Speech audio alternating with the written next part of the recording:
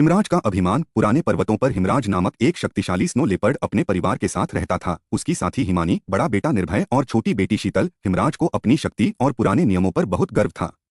वह चाहता था कि उसके बच्चे भी वैसा ही बने, कठोर, अकेले रहने वाले और नियमों के पालन करता। लेकिन बच्चे समय के साथ बदलते मौसम और बदलती दुनिया को समझना चाहते थे।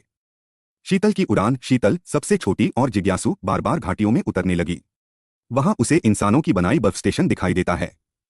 वह सीखती है कि इंसान अब वनों की सीमाओं को पार कर रहे हैं। एक दिन वह अपने भाई से कहती है, क्या हम हमेशा इसी तरह रह सकते हैं, बिना बदलाव के? निर्भय चुप रहता है, लेकिन वह भी भीतर से उलझा हुआ है। बर्फीली रात का तूफान। एक रात भयंकर बर्फीला तूफान आता है। शीतल गुम हो जाती है। हिमराज गुस्से में होता है और उसे ढूंढने अकेले निकल पड़ता है, लेकिन उसका पैर फिसल जाता है और वह एक संकरी घाटी में गिर जाता है। वहीं निर्भय आता है। उसने पिता की तलाश की और शीतल को भी सुरक्षित खोज लिया।